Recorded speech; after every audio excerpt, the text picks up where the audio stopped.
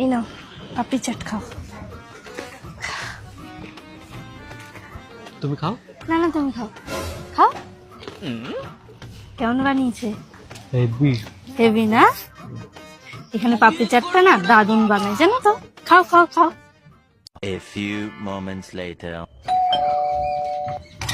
না আপনার পার্সেল। দিন একটু দাঁড়ান। হ্যাঁ ঠিক। এই আমাকে 2000 টাকা দাও না, পার্সেল এসছে, উনি দাঁড়িয়ে আছে। 2000 টাকা? হ্যাঁ। অত টাকা আমি দিতে পারবো না।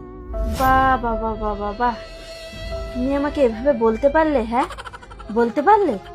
মনে আছে কালকে তুমি পাপড়ি চাট খেতে চাইছিলে না, আমি জোর করে আমার টাকা দিয়ে তোমাকে পাপড়ি চাট কিনে খাওয়ালাম, আর আজকে আমি টাকা চেয়েছি তুমি মুখের ওপরে বলে দিলে দিতে পারবো না।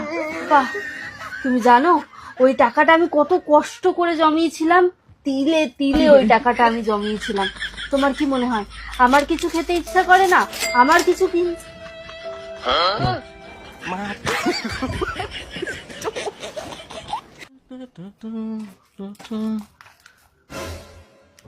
এই শোনো, হ্যাঁ বলো। তুমি আমার মানিব্যাগ থেকে টাকা নিয়েছো? হ্যাঁ আমি নিয়েছি। আমি তোমাকে বারণ করেছিলাম না আমার মানিব্যাগে হাত দিতে? হ্যাঁ আমি বারণ করেছিলাম না আমার মানিব্যাগ থেকে না? তুমি আমাকে এভাবে বললে? মনে আছে সেদিন তুমি পাপড়ি চাট খেতে চাইছিলে না?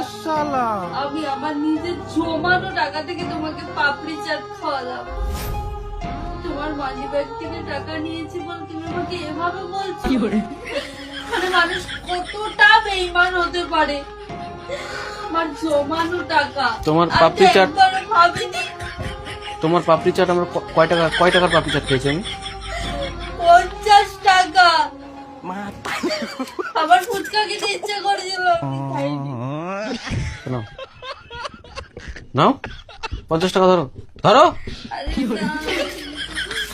নাও আরো 100 টাকা বেশি দিন নাও। আমার ভুল হয়ে গেছে তোমার পাপড়ি চাট খেয়ে, এবার আমাকে রক্ষা করো, রক্ষা, তাহলে আমার ব্যাংক ব্যালেন্স সব শেষ হয়ে যাবে।